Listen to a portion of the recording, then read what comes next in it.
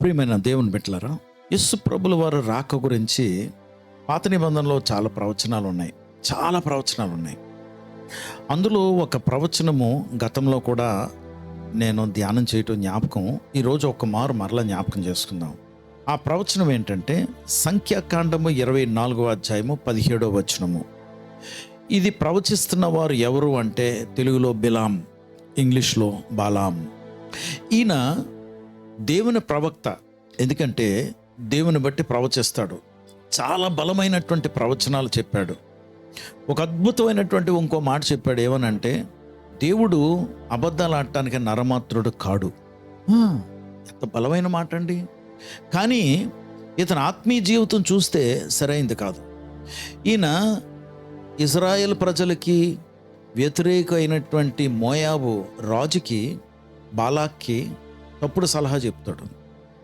ఏంట తప్పుడు సలహా అంటే, ఈ ఇజ్రాయెల్ ప్రజలు నువ్వు ఓడించాలంటే వీరిని ఏం చేస్తావంటే ఆ మోయాబు స్త్రీల్ని వీరితో వ్యభిచరించడానికి పంపించు అని చెప్తాడు. ఏంటి, ఒక ప్రవక్త చెప్పవలసిన పనా అది? అదా ప్రవచనం, అదా మాట, దేవుని వాక్క? కానీ ఇతను ప్రవచించిన ప్రవచనాలు చాలా బలమైనవి కనుక ఇతని గురించి రాశారు.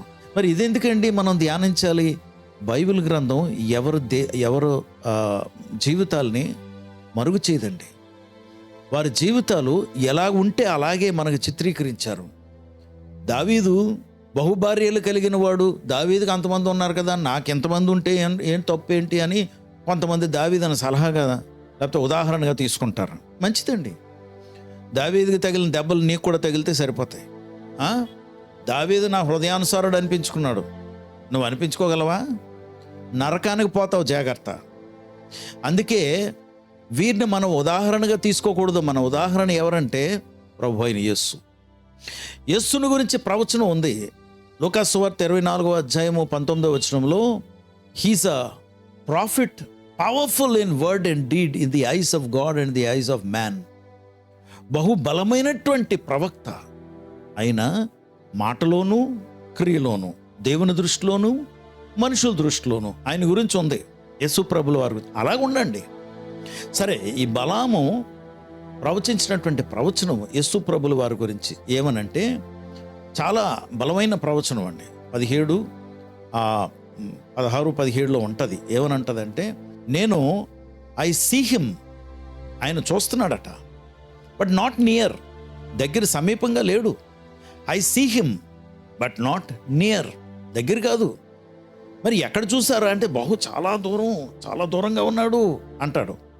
ఎవరిని గురించి అక్కడ చెప్తాడు, ఐ సా అ స్టార్, ఒక నక్షత్రమును చూచితిని. ఆ star will come out of Jacob, యాకోబు నుండి నక్షత్రము ఉదయించుట చూచితిని. యాకోబు నుండి నక్షత్రము ఉదయించుట చూచితిని. రాజదండము ఇశ్రాయేలు నుండి లేచును. రాజదండము ఇజ్రాయేల్ నుండి లేచును. ఇద్దరు గురించి రాశాడు. 1 యాకోబు, 2 ఇజ్రాయేలు. ఓకే, రాజదండం. ఓకే, యాకోబు నుండి నక్షత్రము లేచును, ఉదయించుట చూచితిని. అతను ఏం చూశాడట? నక్షత్రము ఎవరిలో ఉదయించుట?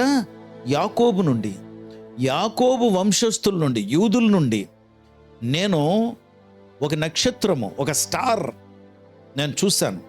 ఈ నక్షత్రము ఉదయించుట నేను చూచితిరి అంటే లిటరల్గా కానీ తీసుకుంటే, అంటే ఉన్నది ఉన్నట్లుగా చూసుకుంటే, ఈ నక్షత్రము కొరకు కనిపెట్టినటువంటి తూర్పు దేశపు జ్ఞానులు చూసి, ఆ నక్షత్రం కొరకు చూసి ఇదిగో నక్షత్రం అని చూసి, ఆ నక్షత్రం వారిని నడిపించుకుంటూ తీసుకొచ్చింది ఎక్కడికంటే యెరూషలేములోకి. యెరూషలేము నుండి బెత్లెహేములోకి నడిపించుకుని తీసుకొచ్చింది ఆ నక్షత్రము. అది ప్రవచించాడు ఆయన. అంతేకాదు, రాజదండము ఇజ్రాయేలు నుండి లేచును. రాజదండం అంటే రాజుగారి దండము, రాజుగారి సెప్టర్. అంటే ఆయన చేతిలో ఉండే ఒక చిన్న స్తంభం లాంటిది, అది రాజదండం అంటారు. అది పైకి లేచి దాని మీద ఆయన చెయ్యేసి ఏదన్నా మాట చెప్పాడంటే అది తీర్పు అన్నమాట. సో అలాంటి రాజుగారి దండము ఇజ్రాయేల్ నుండి లేచును. అది నాకు తెలుసు, నేను చూశాను. ఇజ్రాయేల్ ఎవరు అంటే ఇజ్రాయేల్ దేశస్తులని ఒక అర్థం. రెండోది, ఈ యాకోబే పేరు మార్చారు తర్వాత. రక్షణ పొంది దర్శనం పొందుకున్నటువంటి యాకోబుకి పేరేంటంటే ఇజ్రాయేలు. ఇజ్రాయేలు దేశము నుండి పరిపాలకుడు లేస్తాడు. అది ఎవరు అంటే యేసు ప్రభుల వారు. హల్లెలూయా.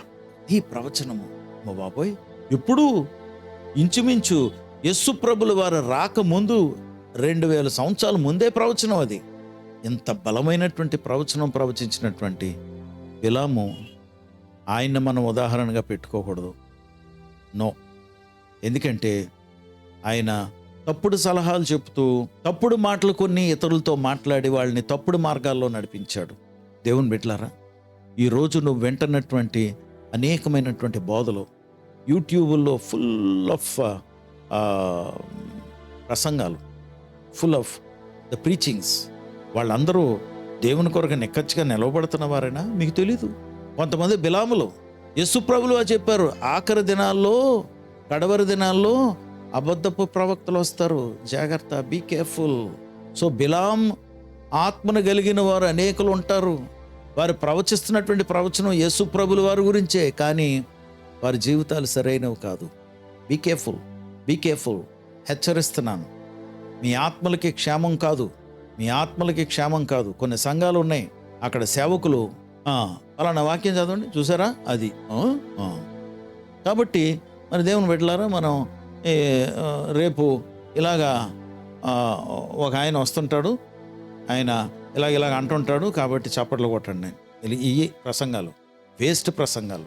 దేవుని బిడ్డలారా, మనము మన రాజు రాబోతున్నాడు, రెండో మారు రాబోతున్నాడు, అది జ్ఞాపకం చేసుకుందాం.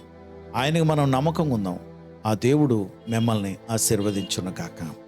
పరిశుద్ధుడా ప్రభా, నీకు వందనాలు, స్తోత్రాలు. ప్రభా, నువ్వు మొట్టమొదటిగా రాకముందు ఇదిగో 2 ప్రవచనాలు. ఒకటి, యాకోబులో నక్షత్రము ఉదయించును. రెండవది, ఇజ్రాయేల్లో రాజదండము లేచును.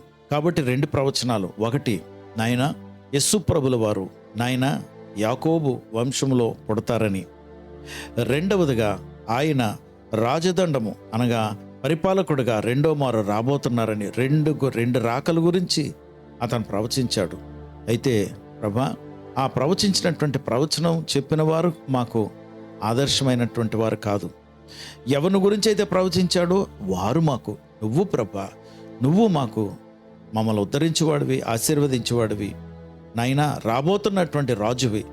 మొదటిసారి వచ్చినప్పుడు ఇదిగో సాధారణమైన వాడిగా, సామాన్యుడిగా నువ్వు భూమి మీద సంచరించడానికి గాడిద ఎక్కొచ్చావు, తగ్గించుకున్నావు. నువ్వు మాకు నాయన రక్షణ ఇచ్చావు, నీ ప్రాణం అర్పించావు. రెండో మారు రాబోతున్నావు. రెండో మారు వచ్చినప్పుడు ప్రభా, మమ్మల్ని అందరినీ పరిపాలకుడిగా పరిపాలించడానికి మమ్మల్ని కూడా నీ సింహాసనం మీద కూర్చోపెట్టి మాకు కూడా నీవు అధికారం ఇస్తున్నావు. ఇప్పుడే ఇచ్చావు ఆ అధికారాన్ని, అప్పుడు ఇంకా వినియోగించుకుంటావు.